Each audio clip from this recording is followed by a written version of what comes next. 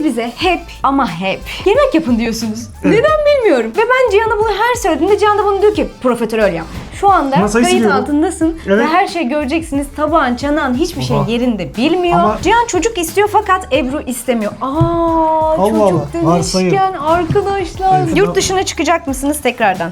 Ay bugün aklım çıktı şu an. Bence Ebru biri ona laf soktuğunda şak diye karşılık vermiyordur, donup kalıyordur. Of, Ebru öyle bir karşılık verir ki. Kalbim Ege'de kaldı. Aman aman. Hepinize yeniden merhabalar. Merhabalar. YouTube tarihimizin yine en hazırlıksız videolarından bir tanesiyle sizlerle birlikte karşınızdayız efendim. Çok heyecanlıyız. Niye öyle oldu? Çok ara verdik Bana çünkü. da oldu. Bu YouTube'a ilk girdiğimiz zamanlar hatırlar mısın? Bizim bir video vardı. Ne konuşmamız gerektiğini bilmiyoruz tam olarak. Hem konuşamıyorduk, o konuşamama bizim için hala geçerli de. Bir de şey vardı, kameraya bakarak konuşurken kendimizi deli gibi hissediyoruz diye benim bir yorumum vardı. Şu anda yine öyle oldu. Bize bir el sallayın. Bize bir el sallayın. Değişik bir videoyla karşınızdayız. Karşınızdayız efendim. Biliyorsunuz ki yaz dönemi biraz ara veriyoruz YouTube'a. Çok özür dileriz. Instagram'dan bize çok fazla yazıyorsunuz. Neredesiniz? Çok özledik diye geldik. Öldünüz mü kaldınız mı diyorsunuz ama biliyorsunuz ki biz 2000 yılından beri Fethiye'de bir pansiyonumuz var. Orayı işletiyoruz. Böyle işletip duruyoruz yani 25 senedir durmadan işte Mayıs, Ekim ayları arası, Mayıs, Eylül ayının sonuna kadar diyelim. Orada olmak durumundayız. Böyle olunca da zaten başından bu yana kadar hep böyle yazları sizden kopuk olduk. Ama birazcık da şey gibi oldu. Güzel bir dizi olur. Onun bir sezonu biter, ikinci sezonunu beklersin falan doğru.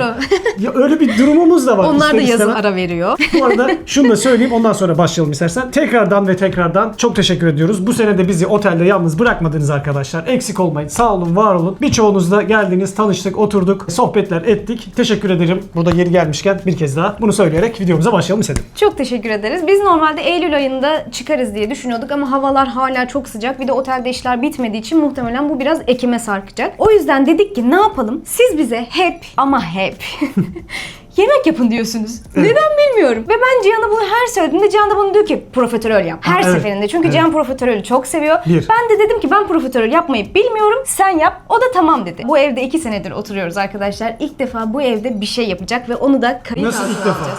Evet ilk defa yapacağız. Aşkım ben makarna yapmadım mı bu evde? Hayır. Çünkü makarna çok kilo yapıyor bende o yüzden. Makarnayı bıraktım ben. Bak bu fit halimi... Bu arada gerçekten makarna yemiyoruz bu zamandır. Ekmek yemiyoruz. Kolayı, fantayı, asitli şeyleri kestik. Halimizden memnunuz. Evet. Başka hiçbir şey yapmadım. Hiçbir şey yapmadın. Şu anda masayı kayıt siliyorum. altındasın ve her şey göreceksiniz. Tabağın, çanağın hiçbir şey yerinde bilmiyor. Ama bazen tam... Ben yine de bak buraya her şeyi dizdim. Teşekkür ederim. Bak lütfen. Sağ olun. Ben Şimdi yapardım tatlı ya. yapacağız yani. Tamam ben yapacağım, deneyeceğim. Bu arada profiterol benim en sevdiğim tatlıdır. Evet. Ve evliliğimiz boyunca karım bana hiçbir zaman profiterol yapmadı. Aramızda kalsın bu da. Tatlı yememen için o. Tatlı yemiyoruz. Evet, tatlı yemiyoruz. Olabildiğince az yiyoruz ama bugün sizler için profiterol yapıp kendimizde muhtemelen rezil edip bakalım nasıl bir şey çıkaracağız ortaya. Ve 3 ay içerisinde yani ayrı kaldığımız bu yaz döneminde neler yaptık birazcık ondan bahsederiz. Bir de size Instagram'dan soru sorduk. Hakkımızdaki varsayımlarınız nelerdir diye. Onları da bir taraftan okuruz. Yani hem sohbet edeceğiz hem profiterol yapacağız. Eğer beğenirseniz de bu videoların devamı da gelebilir. Devam. Haftaya Biz kazan aslında... dibi, ondan sonra baklavalar, şeyler meyler ne varsa. Biz aslında böyle videolar yapmayı çok istiyoruz her zaman. Böyle Maliyetsiz. evde bir şeyler yapalım diye. Evet. Ama hani sevilir mi sevilmez mi? Hepsi kamp yapıyoruz, karavanla geziyoruz, o bu derken yani nasıl bir karşılık alacağız bilmiyoruz. O yüzden videomuzu beğenirseniz lütfen beğene tıklamayı unutmayın. Evet. Yorum da atarsanız bizi çok motive edersiniz. Zaten sizi çok özledik. Yorum okumak istiyoruz artık. İstiyoruz. Çok özledik bu ortamı gerçekten. O zaman başlıyorum. Başla. Hakkımızdaki varsayımlar. Hadi canım. Sen de istersen yemeğine başla canım. Orada öyle durma. Boş. Şöyle bir direkt yemeğe mi var? Ben bilmiyorum Ne nasıl yapacaksın yapacağım. ki? Tereyağı ocağa koy, su ekle. Bak yine de yazdım. Her şeyi de yazdım yani. Tereyağı ocağa koy. Tereyağı nerede? Tereyağını koyamadım çünkü 125 gram tereyağı koymam gerekiyormuş. Ben tartarım. 125 gram tereyağı ne kadar bilmiyorum. Şu benim 125 gram ölçer. Şu Ya onun- 250. Parmaklarım benim şeyi var ya, ölçüsü var, getir. Buyur. Tamam. Şunun 1000 olduğunu düşünürsek Ben keserim, sen kafanı yorma, dur. ben yine bir bakayım da kaç gram olduğunu hiç yapmadım. 125 gram. Geç. Tamam. Tamam başlıyorum. Hadi başla. Onu bir koyalım da dolaba. Hiç estetik anlayışı da yok Sıfır arkadaş. estetik. Beyler bayanlar merdivenden Evet kayanlar. öncelikle tenceremiz nerede? Tenceremiz nerede? Ha böyle sorular da var. Kilit Tabii. sorularla. Tezgahın üstü temizdir diye umut ediyoruz. Onu oraya koymayacaksın değil mi? Nereye koyacağım? Tencerenin içine koyacaksın. Şuraya koyayım şimdi. Tencereler burada bizim. Bizim evin tencereleri burada değilmiş. Nerede? Yukarıda. Tabağın, çanağın hiçbir şey yerinde bilmiyor. Aa, burada da değil. Nerede aşkım? Al. 2 senedir bu evde yaşadığımızı tekrar söylüyorum. Gülüm nerede tencereler? Hani sen bu videoyu beni rezil etmek üzerine planladıysan söyle şimdi. Ben kendimi rezil edebilirim zaten. 2,5 sene de olabilir bu evde yaşıyoruz. Nerede? Ve tencerelerin Ha, yeri burada. ilk günden beri aynı yerde. Burada. Aha işte tencere sana. Bitti. Bu kadar. Bir şey soracağım. Kadınlara bu sorum. Evet. Gerçekten kocalarınız evde böyle mi? Nasıl? Yani tencerenin yerini bilmiyor mu? Ben Bana bir bir kadın yazar olarak mısınız? cevap vereyim. Sen niçin günahını tamam mı? Bana bir yazar Aşkım ne mısınız? yapacaksın sen milletin kocası ne biliyor ne bilmiyor. Bize ne ya? Tamam başlıyorum o Başlıyor. zaman. Tencere bu mu? Uygun mu? Evet bence uygun. Tamam atıyorum burnumun içine. Tamam. Ben hiçbir şey demiyorum. Bu sondu. Bitti. Nasıl? Ben bir şey demiyorum. Burada yazıyor zaten. Her şeyi sen yapıyorsun. Aşkım ben anlama eksikliği var bende okuyup anlayamayabilirim bunu. Hayır sen bana söyle ben yapayım. Burada yazıyor Tereyağı ya. ocağa koy diyor. Burada yazana göre tereyağı direkt ocağa koymam lazım. Bunu böyle koyuyorum. Önce su ekle istersen. Hiçbir şey demiyorum. Bu son. Ben Suyumuz bunu burada. okuyamayacağım galiba. Bizim sadece olayımız profiterol yapmakmış gibi geldi bana. Buldum. Buradaki sıralama şimdi tereyağı ocağa koy diyor ya. Bunu yaptık ya. Şimdi soru. O. Ha tek tek Tek diyorsun. tek tek. Aynen. Çak. Videolarda göründüğüm ama ben bunları keşke bir ayırsaydım. Ayırma, ya. direkt Allah ne Videolarda verirse. gördüğümüzden tatlı insanlarsınız. Teşekkür ederim. Asıl Ebru- tatlı birazdan geliyor. Ha, pardon. Ha. Ebru sakin, kararlı, planlı. Cihan değişken fikirli, heyecanlı, plansız, ortaya ufak atışmalar Cihan kazanır. Ebru sakin, kararlı. Doğru. Doğru. Planlı. Doğru. Çok doğru. Cihan değişken fikirli, heyecanlı, plansız, ortaya ufak atışmalar Cihan kazanır. Bak 1 dakikada kaç saniye varsa o kadar benim planım değişebiliyor ya bazen. Ben de bundan yoruldum, sıkıldım ama yapacak bir şey yok. Karakter meselesi. En çok yorulan benim ama. Evet haklısın. Bunu kim yazdıysa doğru yazmış. Çok doğru yazmış gerçekten. Bundan dolayı da ufak atışmalar da yaşanıyor ve her zaman Cihan kazanıyor. O da doğru. Ben bir şey kazandığımı hissetmiyorum. Cihan. Kazanan Lütfen diye bir dürüst şey. olabilir miyiz Aşkım bugün? bak evlilikte kazanmak, kaybetmek diye bir şey yok. İşte buradan kazananın kim olduğunu anlarsın. Ortak kulvarda yol almak var o kadar. Tamam şimdi Ha, devam şimdi bir şey, ediyoruz. su ekliyorum buna. Tamam. Direkt döküyorum suyu. Evet. Böyle döktüm. Tamam. Gelelim Evet. ikinci şeylere. Soru değil bu üstüne konuşuyoruz yani. Cihan'ın çok inatçı olduğunun farkındasın. Onu bir şeylere ikna etmek için hep çaba mı gerekiyor? Bu benim için bunlar niye hep bana olumsuz yaklaşımlarla Ne şey yapayım olmuş? öyle olmuş. Pekala. Evet inatçıyım. Sen de Cihan- inatçısın. Ne? Bak. Ama sen bugün yalancısın da. Tabii bende yalancılık da var.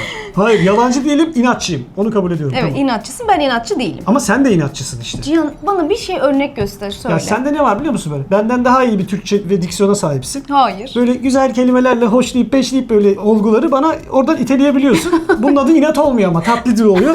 Ben söyleyince kabak gibi, odun gibi söyleyince ben inatçı oluyorum. Bu inat denmez ki. Buna fikrini sunmak denir. Abi kadın doğru söylüyor. Sen Bak hemen yuvarladı mevzuyu. Tamam kabul. O da kabul. Evet inatçı. arkadaşlar Cihan çok inatçı. Bunun farkındasın ve bir şeyleri ikna etmek için ne yapıyorsun diye sormuşsunuz Evet. ya. Aslında bir yöntemim var Nedir? ama bunu her zaman maalesef yapamıyorum. Şimdi söyleyip yöntemi bana öğretmek istemiyorsun galiba. söylüyorum. Söyle. Yapmak istediğim şeyin tam tersini söylüyorum. Cihan da yapmak istediğim şeyi yapıyor. Ama Evet. bunu her zaman yapamıyorum. Evde yalnız başınıza denemiyorsunuz bu teknikleri arkadaşlar. Valla olabilir. Neden olmasın? Her insanın kendi karakter özelliği var ama bu Mesela- kadar dışa vurmasaydın insanlar. Şimdi yolda biri beni görüp bana yaptırmak istediği şeyi bir şey yapma deyip bana yaptırırsa ne yapacaksın? Ne yapacaksın? Tam tersi. Ne yaparsanız da evet tekniğim buymuş benim arkadaşlar. Şimdi bunu ocağa koyuyoruz. Ocağa İstersen arkanı dönmek istemiyorsan buraya kamp ocağını getirelim koyalım. Burada karıştıra yap. Olur. O ne ya? Abi kesin çok üşengeçtir. Yok. Tam tüm işlerini erteleyip Ne? Evet tam tüm işlerini erteleyip gözü sıkışınca yapacak bir yapacak tipe bir tipe benziyor. Hiç öyle olduğunu düşünmüyorum. Hiç değil. Olabildiğince dakik, disiplinli bir insan olmaya özen gösteriyorum hayatımda. Özellikle Yani üşengeç değil hiç. O değil de Cihan yaşlanınca Ebru yanında taş gibi olacak. Kih kih yaşasın kızlar. Vallahi ben çok yakında, şimdi bak son bir senede 10-12 kilo verdik. Evet. Bir kere benim kocam taş gibi. Spora başlayacağım. Son bir 20 yıldır falan spora başlayacağım. Onu başlayacağım Bu herhalde arada yavaş bunu yavaş. yazan arkadaş şaka yapmıştır ama bizim aramızda 9 yaş olduğu için Için her türlü katlarım her diyorsun. türlü Cihan benden daha yaşlı olacaktır tabii ama Cihan da hiç yaşını göstermediği için bence böyle Arkadaşlar çok teknoloji diye bir şey var değil mi? Giderim teknoloji neyse kullanırım sonuna kadar. Bitti. güzel. Şimdi sen hiç yaşını göstermiyorsun. Teşekkür ederim. Söylemeyelim o zaman. yani. Bilmeyenler bilmesin. Bence Ebru Cihan Ebru'nun hayattaki en büyük şansı maşallah size. Teşekkür Benim ederiz. kesinlikle öyle. Benim de Ebru için öyle. olmayabilir. Benim de öyle. Ne demek? İnatçı bir kimliğe sahip olduğumuz için. Cihan çocuk istiyor fakat Ebru istemiyor. Allah Çocuk Allah, varsayım. demişken arkadaşlar Evet. biz bir linç yedik. Evet. Hayatımızın linçi. Yaz başlık. Evet. Evet, öncelikle buna bir cevap istersen. Ben çocuk istemiyormuşum, sen istiyormuşsun. Hayır, Bence demiş. biz ikimiz de çocuk şu ana kadar hiç istemedik. Evet. Hani hiç böyle aramızda dalgalı bir şey oluşmadı. Ebru'nun istediği yok benim yapmayalım dediğim veya benim istediğim veya onun dur bir bekleyelim yapmayalım dediği bir dönem de yaşamadık. Evet. Yani şu ana kadar evliliğimizde biz çocuk istemedik yani. İkimiz İstemedik. de. İkimiz de istemedik. Bununla ilgili bir Reels yaptım. Bize çok fazla soru geliyor çünkü bununla alakalı. Gir Daha Reels'e. doğrusu şu da var. Gireriz. Girebiliyorsak Ha, gireyim. gireriz. Tamam. 8 yıldır evliyiz ve neredeyse herkesin ilk sorduğu soru şu. Ne zaman çocuk yapacaksınız? Şu da var. Çocuk olunca gezemezsiniz. Çok fazla böyle yorum geliyor. Özellikle videolarımız Instagram'da keşfete düştüğü zaman. Ben de bununla ilgili zaten evdeyim bir Reels yapayım dedim. Yaptım arkadaşlar, paylaştım. Son derece normal, doğal bir videoydu. Evet. Bence çok da güzel açıklamalı böyle güzel bir Ve video. evet, kimseyi incitmeden, kırmadan yapmaya çalıştım. Elimizdeki görüntüleri kullanarak yaptım bu arada. Arka görüntülerle üstüne seslendirme yaptım. Sonra ilk gün tabii ki sizlerin karşısına çıktı. Bizi takip edenlerin karşısına çıktı. Her şey çok güzel, çok tatlı ilerliyor. İkinci gün keşfete düştü. Üçüncü gün X'e düştü. X mi Twitter mı ne? Ha, oraya Evet, düştü. X'e düştü. Birkaç tane sayfa paylaştı. Büyük sayfalar ama büyük yani böyle milyonlarca falan paylaşılmış bir hale geldi o Reels. Evet. Daha sonra- şöyle bizim kanalda 2 milyon falan izlendi. Başka kanallarda 5 milyon, 10 milyon Bayağı, bütün izlenmeler Türkiye. aldı. Yurt Evet, dışı, Balkanlar, herkes tanıyor. Avrupa, Afrika bütün kıtalardan bize yorumlar yağdı arkadaşlar. Özellikle gazeteci bir arkadaş var. O alıp bizim paylaşımımızı kendi hesabında paylaşana kadar böyle bir durumu vardı. O da paylaştıktan sonra artık değil mi? Bütün Sibirya, kutuplar oralara kadar ulaştı. Ne oldu? Bu paylaşımı yapan gazeteci arkadaş bizi sanki biz bir çocuksuz gelecek projesiymişiz gibi kendi hesabında bizi yansıtmaya çalıştı kendi kitlesine. Oradan bir fayda devşirmeye çalıştı kendisine. Bizi tanımadan, bizi etmeden alıp bizim görüntüleri paylaşıp bunlar işte çocuksuzluğu özendiriyor bilmem ne. Aslında biz özendirme üzerine bir video yapmamıştık. Kendi fikirlerimizi nasıl hayattaki bütün fikirlerimizi size bu şekilde açıkladık, beyan ettiysek o fikrimizi de bize de çok soruyorsunuz. Orada bir Reels'ta aslında size anlatmıştık. Profesyonel çekimler, Her vurgular çekimler falan profesyonel. yazılmış. Sanki bizim arkamızda Hollywood çekim ekipleri, stüdyolar varmış gibi böyle kendi dünyasında böyle yorumlayıp millete işte bunlar şey diye bizi ön plana atmaya çalıştı. Önemli değil. Orada işte bir sürü yorumlar geldi. Onun yarısında Evet. bize geçirenler, bir sürü laf edenler. Çok yani ne fazlaydı. küfürler, ne şeyler. Ya bir sürü şeyler. Şimdi burada bu konu böyle ya böyle bir linç yemiş olduk. Linç Evet. yenmişlik denmez buna ya. Yani yedik ya. Yemişiz. Yani sen yorumlara çok fazla bakmadın. Ben günlük Küfür böyle ediliyor, girip değil mi? inanılmaz şeyler yazılıyordu yani. Olsun. İnanamazsın. Hepsi kötü düşünceler ve kötü lafların hepsini Hala yeri da bu gelmişken arada şu anda var. sahiplerine çarpı 10 iade ediyoruz arkadaşlar. Vaktimiz de var bu arada. Avukat bir arkadaşımız var. Onunla konuştuk. O da dedik ki rahatlıkla dava açabiliriz Gerek yok. hepsine. Biz kendimiz dava 2 almışız. aylık bir sürecimiz varmış, süremiz varmış. Hala benim Şu aklımda anda ekran küfürleri- görüntüleri falan hala duruyor. Küfürleri ayıklıyoruz. En sevdiğimiz küfürlerle güzel bir mahkeme dosyası. Ya yok mahkemeyle falan uğraşmayacağız. Uğraşabilirim ben. Ya Sen gerek yok. Ya uğraşmayabilirsin. o adam onu yapmış. Biz de yapacak bir şey yok. İşte söyledik sizlerle paylaştık. Zaten birçoğunuzun da önüne çıkmıştır. Bizi tanıyanlar bizi bilirler zaten. Ebru bence sen hayat dolu bir insansın. Evet. Cihan da senin bu hayat neşene ortak olmuş. Çok doğru. Ya öyle mi? Tabii ki Ama aşkım. sen de öyleydin aşkım ya. Ben Ya seninle... beni yıllar çürüttü beni ya. Ama şuna inanıyorum. Sen daha neşe dolusun yani. Evet, Bence şuna öyle. inanıyorum. Sen de öyleydin. Benimle birlikte bunun devamı geldi diyebiliriz. Hani belki ben böyle neşeli olmasaydım, pozitif Ya ben olmasaydım eskiden belki sen de... içmeden neşelenemiyordum mesela. Evlenmeden önce artık zaten içmiyorum. Her türlü kötü alışkanlığımı bıraktım. Bundan önceden de belirtmiştim sizlere. İçmeden neşeli bir insan olamıyordum. Ama şimdi içmeden neşeli bir insan olabiliyorum. Hep neşelisin Güzel karım sayesinde. Evet. Bence Cihan abi zor ikna olan birisidir. Yok ya. Çok zor ikna olan birisi. Valla. Çok. Ne konuda ama? Seni bir şeye ikna etmek mümkün değil. Kendi kafana koyduğun şey neyse o gerçek. Bilemiyorum. Bu konuda yorumsuzum. Ebru mu daha kıskanç, Cihan mı? Bence Ebru. Ebru ya.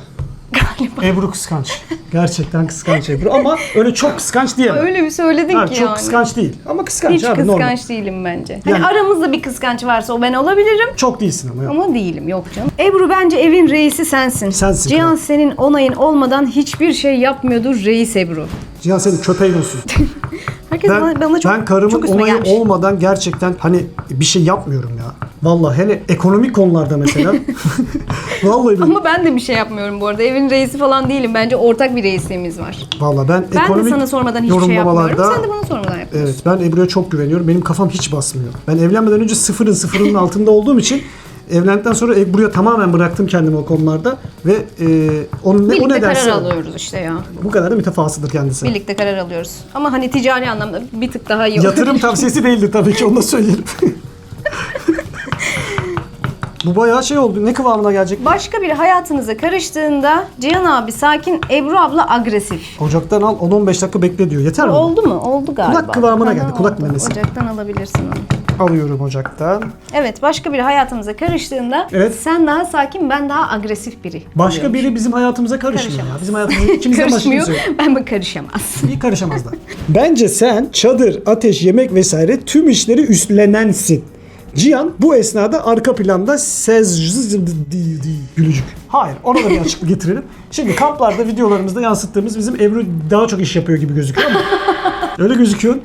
Öyle çünkü. Öyle. Ben bütün yaz şey yapıyorum. Evet, ben bunu Ebru da kışın çadırda çalışmayı seviyor. Ne yapayım? bana Cihan yaptırmıyor ama. Ben bunu Ya çok kendi seviyorum. istiyor. Kendi istiyor. Mesela diyelim ben işte yemek yapıyorum ya da çadırı kurdum, bir şeyler yapıyorum. İşim var yani o anda. Cihan diyelim ki ateş yakmaya başladı. Ben hemen bağırıyorum, dur ben yakacağım diye. Evet. Seviyorum. Yani yazın, çünkü yazın bak 4-5 ay yazın Ebru böyle çok pasif Burak. demeyelim de kendiyle baş başa olduğu çok fazla zamanlı oluyor. Ve Şimdi- çok seviyorum o yaz bitiminde böyle Ekim, Evet. Kasım aralarında Evet. denize çıkmak. Benim hayatta en sevdiğim şey. Hani her şeyi ben yapmak istiyorum. Hatta uyumasam sürekli bir şey yapsam. Ve yani. bir şey söyleyeyim mi bak hazır burada. Yemin ediyorum size o yaptığı şeylerin hepsini ben de yapmak istiyorum. Ama izin ver. İstiyorum, vallahi istiyorum ama Ebru o yazdan artık Evet. sıkılmış, ya bir sıkılmış demeyelim de o yalnız olduğu dönemden çıkmış olduğu için diyorum yapsın. Biraz daha keyifli olur onun için belki diye Evet. ona bırakıyorum. Yoksa Cihan da benim burnumda dinlenen tutuyor taraf çadır. olması da güzel bir şey. Çünkü Cihan da yazın çok Nasıl dinliyor? yoruluyor. Ben dinleniyorum sen onları yaparken. Biraz Tabii daha o onları hani. Ben yaparken mesela o yemek- kamerayı bizim ekip geliyor arkadaşlar. Mesela Gittiğimizde yemek falan Adataş'a. yaparken hani dinlenme derken kamera arkasındasın yani. Aşkım, Çekim kamera yapmak biraz arkasında daha bir kolay. şey ya. Açılar yok. Buradan açı, şuradan açı. Hayır o işleri o yapıyor. Ben de çekim işlerini yapıyorum. Tamam. O kadar da değil. Hakkımızı yediremeyiz yavrum. Pozitif bir kişisiniz. Öyle yansıyor. Öyleyiz. İkiniz de harika bir detaysınız. Eyvallah. O sizin kendi güzelliğiniz. İnsan nasıl bir insansa onu görüyor zaten arkadaşlar. Bunu unutmayalım. Bizim bir özelliğimiz yok. O çok doğru bir şey. Ebru sinirlenince ciddi sinirlenen, Cihan da dünya yıkısa boş ver hallederiz insanı. Hayır. Değil. Bizde birimiz çok sinirlendiysek diğeri daha ondan az sinirlenir. Ben sinirlenmiyorum ki. Sinirlenmez zaten. Hani genelde Ebru'nun ben sinirlendiğini ben de mesela aynı konuya sinirlensek ikimiz de aynı konuya mesela bu profiterol neden kötü oldu? Sen daha çok sinirlensen ben daha az sinirlenirim. Ya da sinirlenirim değil mi? Sinirlenebilirim. Sinirlenmeyebilirim de. Ben sinirlenmiyorum arkadaşlar hiçbir şeye. Yok ya Ebru sakin bir insandır. Sinirlenmez. Çaktırmaz yani sinirlense de. Evin horozu Cihan değil bence. O hep uyum sağlayan kişi. Ne Yok, demek o? bizde horoz, keçi, koyun öyle şeyler yok ya. Herkes kafasına göre ya. Ya siz evde ne yaşıyorsunuz Allah aşkına? Ya şimdi Ebru kamera arkasında Cihan'ı kemiriyor falan. Ya kadınlara Olabilir. böyle sıfatlar yakıştırmanız hiç hoşuma gitmiyor ya. Kemiriyor. Başının etini yiyordur, arkada kemiriyordur. Biz kadınlar burada böyle kadınlık, varlıklar değiliz. erkeklik bir şey yok burada ya. Ama hep kadın için Benim böyle için de şeyler çok şey diyor. söyleniyor. Ama benim için de olumsuz Ve şeyler var. erkekler söylüyor bunu hep. Feminist misin sen ya? Evet. Niye feministlik yapıyorsun şu anda? Bence Ebru biri ona laf soktuğunda şak diye karşılık vermiyordur, donup kalıyordur. Of Ebru öyle bir karşılık verir ki. Ben mesela hayatta veremem. Yani şöyle ben daha çok veririm ama ben salak şeyler söylerim.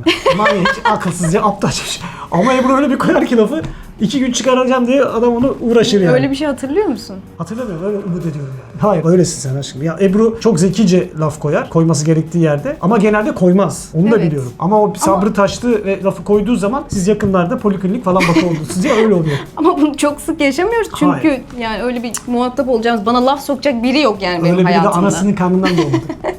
Öyle biri yok. Ne yüklemeyi çok seviyor? Bence Cihan hayatı seviyor ama iş yapmayı sevmiyor ve Ebru yaptığı her işi güzel yaptığı için çaktırmadan Ebru'ya yüklemeyi çok seviyor. Ebru lütfen artık iddiaya girelim, kaybedersen yemeği sen yapacaksın deme diyor. Abi şu iş konusunu gel kapatalım. Bizim aramızda Kapattık. hani sen daha çok çalışıyorsun, ben daha az çalışıyorum, sen daha çok şunu yapıyorsun, ben daha öyle bir muhabbet hiçbir zaman ne Yok. kamplarda ne sivil hayatta hiçbir zaman olmadı. Öyle yansıyor olabilir. Bazen biz bundan tabii komiklikle devşirebiliyoruz değil mi? Böyle küçük küçük. Tabii. Hani onun daha çok yapıyor oluşu falan böyle falan ama komiklik için ya biz Mesela aramızda bizim bir tane videomuzda ben daha çok iş yapıyor görünmüşüm. Aslında Cihan kamerayı daha fazla açtığı için. Yani o iş yaparken ben kamerayı açmamışım. nasıl koruyor kocasını? He. Orada mesela keşfete düşmüştü o videomuzda. Bir sürü insan yazmış. Dayanamıyorum artık adamın iş yapmamasına falan. Bir tadına bakayım. Tereyağı sadece o. İyi gidiyormuş. Şeker olsa iyi de aradığım tadı bulamam. Devam edelim. Videoda çok fazla böyle yorum atan olmuş ve o kadar komik yorumlar var ki biz açıp açıp mesela arada gülüyoruz yani Cihan'a edilen prensesliğe Ya falan. yenileri gelince görüp evet güldüğümüz oluyor. Bana prenses falan deniyor. Evet. Yapacak bir şey yok. Prensessek prensesliğimizi bileceğiz reis. Bence Ebru bencil bir insan. Değil onu okudum. Sen neden bunu sürekli okuyorsun? Cihan sakin görünümlü ama sinirli biri olabilir. Hayır değil. ya değil. Sinirlenince insanlar gibi ben de sinirleniyorum sadece. Yani. Ay ben size bir şey anlatacağım. Çok komik bir hikaye benim için çünkü. anlat. Şimdi Cihan Sakin çok birisin. sakin bir insan. Çok sakin bir insan. Aç bir insan. Bu arada hastalığı da merak edenler oldu. İstersen onunla ilgili de son durumumuz ne onu anlatalım. İlk hastalığını öğrendiğimizde ilaç kullanacağız. İlacın yan etkilerinden bir tanesi de sinir yapıyor. Ani bir sinir yapıyor Agresyon. falan. Şimdi ben korkuyorum. Çünkü Cihan'a bir şey bu olabilir dediğinde Olur o abi. oluyor. Sinirlendim. Bir gün sinirlendim. Evet. Çok ilacı aldım. komik bir ilacı. Evet biraz psikolojim biraz böyle hassas benim arkadaşlar. Özellikle hastane doktor ilaç konularında kendimi tutamıyorum. Reçetede ne yazıyorsa onların bir başıma gelmesi lazım. hayır. İlacı içti. Ya hayır. Zaten Arada gece içti ilacı, tamam mı? Yatmadan önce içmesi gerekiyor. İlacı içti, sabah bir kalktı. gerginim. Ama ben orada Sabah bir kalktı, hayatımda ilk defa Cihan'ı bu kadar sinirli gördüm. Ama ben biliyordum böyle bir şey. Ama O ben reçeteyi sana dedim bir ki şey keşke söyleyeyim. okumasaydım. tamam da abi. Bak. Çünkü ona olacağına inanıyor. Tamam da. Sabah bir çıktı, biri arabanın şeyini kaldırmış, Sileceğini sileceğini kaldırmış. kaldırmış. Normalde hiç sinirlenmez öyle şeyler. Mesela trafikte biri böyle bir şey der, kusura bakma der geçer. Hiç sinirlenmez. Güler müler yani. Bir korktu. Biraz, Kim kaldı? o biraz değişik oldu ama sebebi şu bebeğim onun. İlaçtan değil tabii ki. Düşünün, şimdi kimi insanlar özellikle benim yaş grubumda başlamıştır bu düzenli ilaç kullanımı artık. Ben artık düzenli ilaç kullanmaya başlayan bir insan olmuştum o gün. Evet. Ve ilk ilacı almıştım. Düzenli ömür boyu kullanacağım bir ilaç ve ilk günü. İnsan ister istemez bir stresli bir gergin oluyor ya. Neyse olabilir doğru. O günden beri okumuyoruz zaten kitapların ne o ilaçları prospektüslerini. Ben o gün biraz dalga geçtim, bir daha da olmadı. Adaşım sen adamsın. Tatilde eşimle yanına geldik. Bizi dost gibi ağırladın. Gülperi Cihan Yelken. Abi ne demek ya? Biz her zaman biz göründüğümüz gibiyiz ya. Şimdi bak demin dedik ya hani arada bir böyle negatif enerjiyle denk geldiğimiz insanlar o %2 arkadaşlar. %2 bizim düşük modda görürsünüz. Biz normalde gördüğünüz neysek buyuz yani. Şurada gördüğünüzden bir farkımız yok. Bazen olabilir yorgunuzdur ona bir şey diyemem. Cihan her durumda ne olursa olsun seni güldürmeyi başarıyor, hayat dolusunuz. Bu gerçekten çok doğru. Hatta size kına gecemden bir örnek vermek isterim. Kına gecesinde şimdi böyle kızın başının etrafında dönüyorlar ya ağlatmak için. Bir de ben bir de uzağa da gideceğim. Şimdi annem, yengem, teyzem herkes böyle önümde, onlar ağlıyor. Benim de ağlamam gerekiyor orada. Öyle mi oluyor? Cihan arkada bana böyle hareketler yapıyor gülüyüm diye. Sonra insanlar diyor ki niye ağlatıyorsunuz ya? Ne gerek var yani böyle Hareketleri ağlatmaya? hatırlamıyorum da. Hareket yapıyordum böyle aralardan çıkıp bana böyle Yaparım. hareketler yapıyor. Yaparım. Ağlatmayı sevmem. Güldürmeyi severim. Ben de güldüm zaten, ağlamadım orada. Cihan abinin gözleri çökmüş yorgunluktan be. Evet, sen Doğru, yorulduğun yoruluyorum zaman ha, evet. çok yüzüne yansıyor. Yoruluyorum. Yorulmadan hayat ilerlemiyor arkadaşlar. Yan gelip yatıp hayatı maalesef yaşayamıyoruz. Sürekli çalışacağız. Emekliliğimize kadar çalışacağız. Böyle hayat bu. Bence- Ama sevdiğimiz işleri yapıyoruz en azından. Evet. Değil mi? Sevdiğimiz işleri yapıyor olmamız bir avantaj ama bu bizi yormayacağı anlamına gelmiyor. Onu bunu bilmem ama ikinizin de egoları olmayışı bizleri burada tutuyor. Çok teşekkür ederiz. Teşekkür ederiz. Evet, bizde hiç ego yok gerçekten. Ego. Bazen görüyorum. Egonun ne olduğunu daha yeni öğrendim ben ya. Vallahi bilmiyordum ya. Yok, Ya evet. bazen artık insanlara bakıyorum gerçekten saçma sapan tipler var çevrede. Niye böyle insanlara dönüşmüş insanlar bilmiyorum ama bilmiyorum. Onu boş ver de çok güzel fiziğin cildin var abla. Aa, teşekkür Çok- ederim. çok- Çocuk doğursan Ha, biz gibi şey- pörsüyüp şişersin kıymak.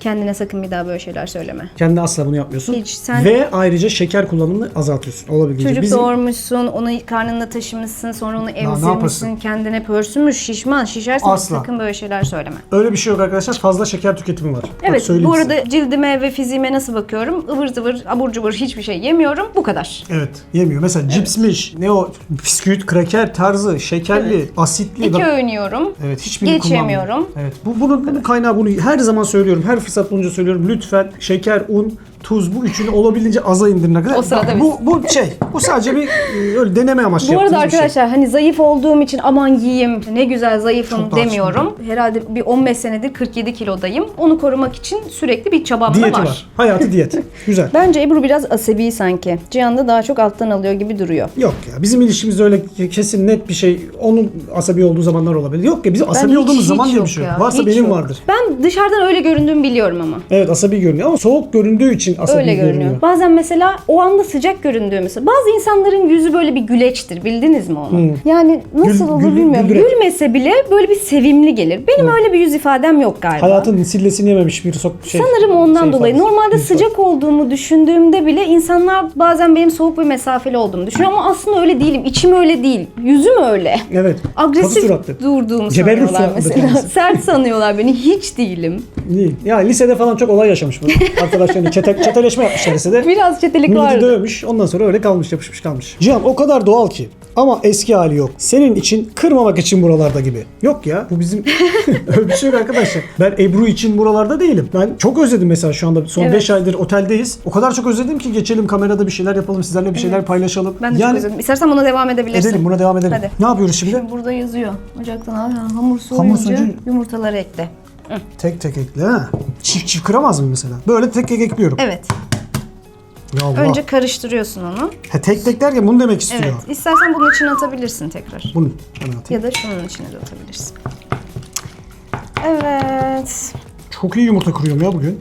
Bayağı iyisin. Soru cevaba gel. Soru cevap da var dedin ya. Hayatınızı puanlasanız 10 üzerinden kaç not verirdiniz? 5. Aa, neden öyle? Kaç 100 mü vereceğim? Ben 10 veririm. 9 vereyim hadi. Yok Yani ya bir tane 5 yeter kırayım. ya. 5 Niye? yeter. Çok güzel bence hayatımız. Ortası. Çok şükür. Güzeliz abi 5 işte yeter ya. 5 iyi değil ya. Yeter yeter. 5'e şükür. Ben 5 derim. Ben öyle demem. Neden ya? Ya nedeni mi var? Böyle hissediyorum. Neden ama 5 çok düşük yani. Mesela bir film izlersin 10 üzerinden 5 vermek kötüdür ona. Sana öyle geliyor. Ebru mesela IMDb'de 7 puanın altında filmleri izlemiyor. Asla. O yüzden O yüzden şu 5 anda puanı da bunu şu anda beğenmiyor. beğenmiyorum Cihan. Bence güzel, geçerli. 5 ne demek biliyor musun? Bir gün çok iyi, bir gün çok kötü, bir gün orta, bir gün şeker. Ama öyle bir hayatımız yok ki bizim. Tamam da bir gün değil bu dediğim. Mesela bir hayatım, ben 40 yaşındayım. 10 yıllık belki çok güzel bir Tam hayatım. şu 10 andan yıllık- bahsediyoruz. He, onu mu soruyor? Şu an. Tabii şu anda. Bugün. Şu an bugün. Valla şu anda çok iyi hissediyorum mesela kendimi. Şu Tamam. anda çünkü uzun zamandır çekim yapmıyordum. Onun verdiği bir neşe var şu anda. Bir enerji var üstümde. O zaman şu an 9 diyebilirim mesela. Ben de 9 derim hayatımıza. Çok şükür yani. Karavanı satmaktan vaz mı geçtiniz? Daha geçen bir mail geldi yine arkada. Aa, bunun içine kuruyordum. Ben hem konuşup hem yapamam. Sen anlat. Ne maili geldi? İşte karavanı sattınız mı diye soran bir arkadaş var. Yemin ediyorum kararsızız ya. Bize Vallahi geliyorlar gidiyorlar arkadaşlar. Sadece şundan çok korkuyorum. Artık bir tane daha karavanı satıyoruz videosu yapmak istemiyorum. yok yapmayacağız onu. Kaç oldu bilmiyorum yani Twitter'da kaç paylaşacağız. senedir. Ya karavanı satamıyoruz arkadaşlar. Çünkü satsak yerine bir araba gittin buldun aldın bir stres. Gittin onu kimin yapacağı, bir kısmını sen yapacağın, edeceğin malzeme, hangi malzeme kullanılmalı. Biz onu yaşadık ve çok yorucu bir süreç o ya. Birazcık. Yani değer mi diyoruz? Zaten karavan dediğini alıp geziyorsun, geliyorsun. Ondan sonra kapının önünde duruyor. Ya hangi dönem yapmalıyız onu bilmiyoruz. Şimdi yaz bitiminde gezmek istiyoruz. Zaten yazın Cihan çok fazla çalışıyor otelde. Yeni bir şeyler yapalım. Tekrar bir tadilat işi, o stresin altına girmek istemiyoruz. Yok abi, istemiyoruz. Ama girebiliriz. Yazın desen hava sıcak. Yine Cihan Otel'de karavanı bir yere bırakmamız mı gerekecek? Biz mi yapacağız? Ne olacak belli değil. Bu arada Yani karavana klima taktırdık. Çok yakında Kadir abiye götüreceğiz. Ona bir tuvalet banyo şeklinde bir toparlayacağız. Sıcak su yapacağız. O saatten sonra hiç satmayız zaten karavanı. sırada ne varmış? Bu ne olmuş buna ya? Yağ yapmışsın hep bunu. Yağ yakıyor sizin masa. Şimdi hamur soyunca 4 tane yumurta. Hamuru kaşıklı tepsiye diz. 180 derece fırına ver. Ne yapacağım? Cihan resmen yaptın bunu. Ne yapacağım? Yeme. Açım aşkım, çok açım. Ya açsın diyor yenir mi? Tepsi alacaksın şimdi. Hadi Tepsi. bakalım. Tepsi burada. Survivor Nerede? başlasın. Tepsi nerede aşkım? Tepsiyi bulabilene Aşkım aşk tepsi olsun. nerede? Bizim eve misafir gelmiyor. Tepsi kullanılmıyor hiç. Beni şimdi burada şey yapma. Bilmiyorum. Evet, tepsiyi sizce kaç dakikada Tepsimiz bulabilir mi var arkadaşlar? bizim? Şu anda bana yorumlara yazın. Ama baskı yapıyorsun. Kaç dakikada bulabilir Cihan tepsiyi? Tamam var. Mutfağımız şu kadar. Tepsi nerede? Bir fikir. Tepsimiz bu kadar. Nerede Bir fikir tepsi? yürütelim mesela. Tepsi nerede olabilir? Küçük bir fikir. Çok Abi tepsi var. Nasıl bir tepsi bu Tepsi aradığımız? nerede olabilir Ne tepsisi? arkadaşlar? Ha, fırın tepsisi mi? Tepsi nerede olabilir? Aşkım fırın tepsisi başka bir şey yapacak. Fırın tepsisi bu. Tepsisi dediğim benim tepsi yani çay kahve falan taşırsın o. Bunu ona mı koyacaksın? Ben ne bileyim ne dönüyor burada. Ben tamamen şu anda çılgın biriyim, mermi gibiyim etrafta. Evet. Evet bu böyle galiba Bu böyleymiş. fırına veriliyor. Nasıl veriliyor? Mail Şimdi yolluyorum. yağlı kağıt alacağız. Yağlı kağıt.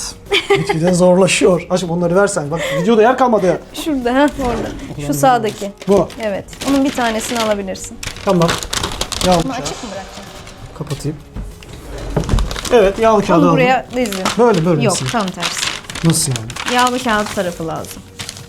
Ne yapacağız buna? Bunun üstüne dizeceksin. Tatlı kaşığı ya da çay kaşığı al. Büyüklüğünü sen belirle. 2 tane al istersen. Şu ikisini aldım. Tamam. Şunu şöyle bir bükelim mi?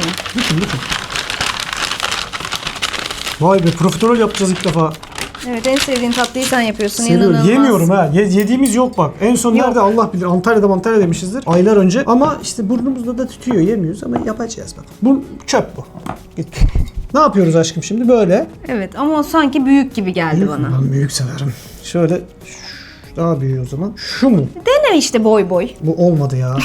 Bak şimdi ben bunu büyük yapacağım. O kadar büyük ekmek gibi olur Cihan. Ama küçülecek. Bunu 3 boyutlu düşün bak. Bu şu anda sadece şunu görüyorsun. Arkası dolu değil bunun. Evet. Evet, soruları okumaya devam mı ediyoruz? Edelim. Sen devam et. Yurt dışına çıkacak mısınız tekrardan? Kalbim Ege'de kaldı. Aman aman. Nerelimde defne. Evet, yurt dışına çıkacağız arkadaşlar. Çıkacağız inşallah. Ne zaman çıkarız? Aralık, Ocak gibi olabilir mi? Hiç bilmiyorum. Yani şöyle bir havalar burada soğumaya başlasın. Ondan sonra biz birazcık sıcak havaların tadını çıkaralım diye düşünüyoruz bakalım. Yani buradan anlayacağınız üzere yine sıcak yerlere gideceğiz. Yine böyle denizi bol. Allah. Bizden vize isteyen yerlere gitmiyoruz biz bu arada arkadaşlar. Kötü oldu bu son şey kötü. Ama olacak hepsi. Bizden vize isteyen ülkeye biz gitmiyoruz arkadaşlar. Vizeyle uğraşamayız. Uğraşamayız. Bize güvenmeyen ülkeye biz hiç güvenmeyiz. Bende öyle bir şey var abi. Ne yapayım? Yarın bir gün gideriz ama ne yapacaksın o zaman? Şu anda vize kolay çıkıyorsa gidelim. O kadar uğraştıracaksa gidemem ya. Doğru. Çok tanışmak, görmek istediğiniz bir ünlü var mı, varsa kim? Kenan Sofuoğlu. İmirzalıoğlu mu? Kenan Sofuoğlu diye biri de var değil mi? Kenan Sofuoğlu ne? Motorcu. Ay aklım çıktı şu an. Hı. Bugün maç var sandım. O gün Valla oldu. ben Çok ne bileyim tanışmak istediğim bir ünlü. Ebrar olur, bir Vargas olur. Brad Pitt'i de seviyorsun sen.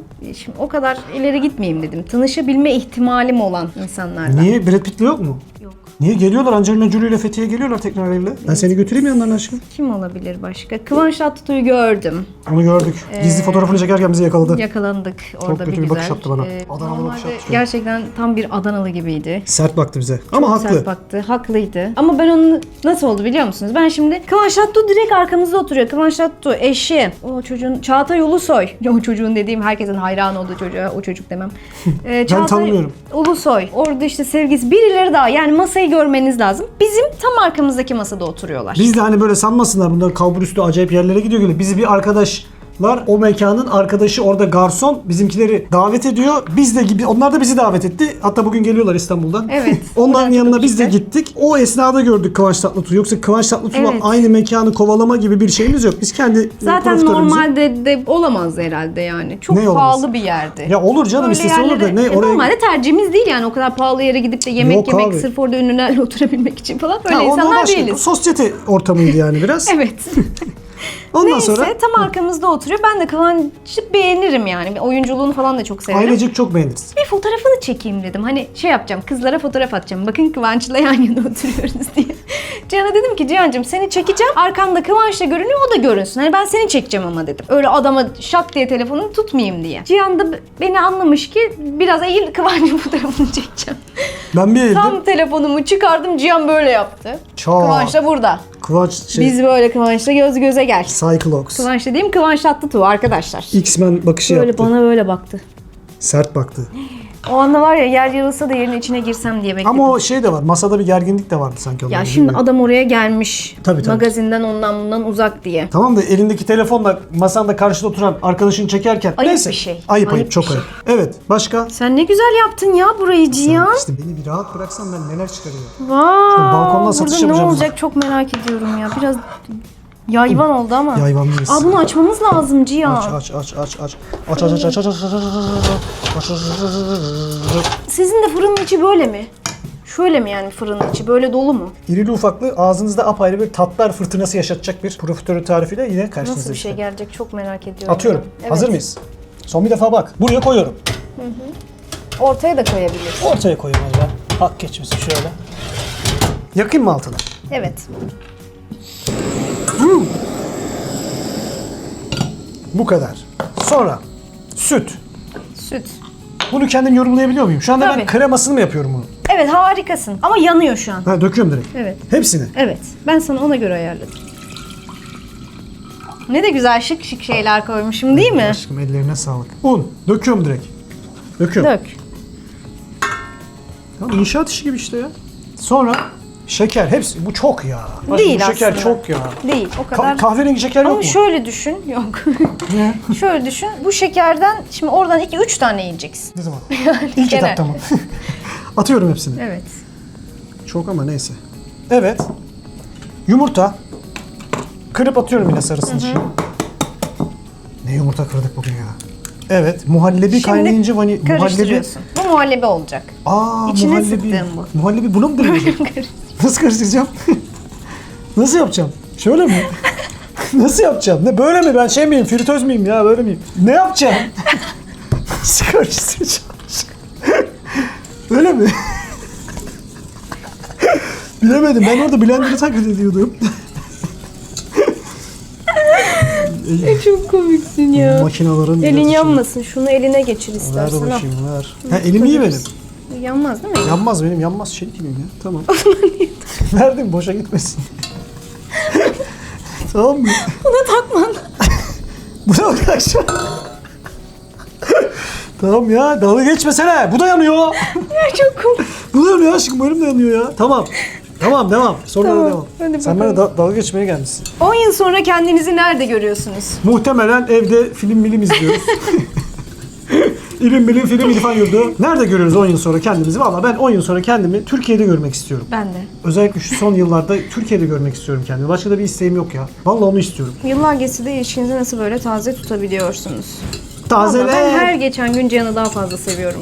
Ay benim gülüm Yemin ederim ya. bu böyle gerçek. Gerçek yüzümü yavaş yavaş, küçük küçük gösteriyorum arkadaşlar. Buradan bütün beyefendilere Ya böyle ders niteliğinde. insan sevgi aldıkça daha da sevgi vermek istiyor. Bence kadınların çoğu böyle. Mutsuz kadınlar erkekler yüzünden mutsuz kadınlardır. Kimse mutsuz olmayacak. Herkes birbirini sevecek, herkes mutlu olacak. Hayat bu. Özet. Motoru sattınız mı? Hayalinizdeki motor hangisiydi? Motoru yarın satıyoruz. Marmaris'ten bir arkadaş geliyor. Şansa bak videoda bugün. Hayalimdeki motoru da aldım arkadaşlar. Tam hayalimdeki motor değil ama. Bak. Bak şöyle. Şimdi motor Senin hayalindeki motor olsun diye ne çabalar verdik biz. Evet ne çabalar vardı. Yemedik, içmedik, motor için para biriktirdik. Ya şöyle, şimdi gençken insanın, benim bu arada hayalimdeki motor derken orada bir yanlış anlaşılma oldu. Evet. Benim hayalimde olan şey motosikletin kendisi değil. Motoru yani o motor bloğu, Evet. onun gücü, onun performansı benim hayalimdeki. Yani kısaca özet söyleyeyim. 4 silindir bir motosiklet istiyordum ben arkadaşlar. 4 silindir motosiklet de baktığın zaman Türkiye'de ulaşabileceğin fiyatlarda en uygun fiyatlısından aldık bir tane. Hayalime eriştim. Şu anda 4 silindir bir motora biniyorum. Muhtemelen seneye de satarız onu. Ama hani ölmeden önce yapılacaklardan bir tane daha bir şey düşürmüş oldum. İndirmiş oldum aşağı. Çok var mı böyle ölmeden önce yapılacaklar listenden birkaç bir şey söyleyebilir misiniz efendim? Uzun yol botla bir yere gitmek. Bunu yapacağız. Yapacaksın. Yapacağız. Beraber yaparsak daha güzel olur. Ama ben yapamam onu. Benim de ölmeden önce yapılmayacaklar listemin başında duruyor.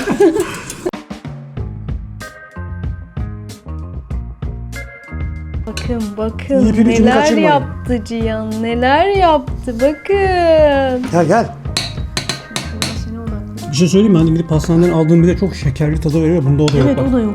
Daha ne olsun? Bir dolaba şey döktük şimdi. İşte demek ki ne kadar şeker döküyorlar normalde. Evet. Bu haftalık videomuzun sonuna geldik. Bizimle olduğunuz için çok teşekkür ederiz.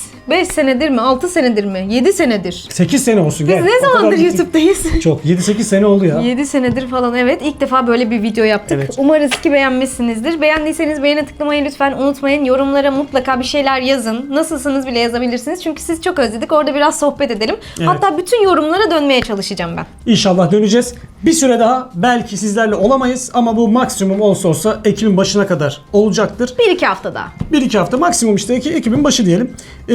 Ben bunu çok beğenmedim. Aa ben çok beğendim. Söyleyeyim. 10 Şu an üzerinden... mütevazilik yapıyor mu? Çok güzel. Hayır çok yumuşak ya. Çok güzel oldu. Evet oldu bakalım. Siz de eğer yaparsanız şekerini az koyun arkadaşlar. Size az şekerli, bol sağlıklı günler diliyoruz. En yakın zamanda inşallah tekrardan bir arada olmaya başlayacağız. Şimdilik gidiyoruz. Gidiyoruz. Kendinize çok iyi bakın. Sizi çok seviyoruz. Mah! Kocaman sarıldık. Barbar. Özleniyorsunuz. Bay bay. Görüşürüz. Woo!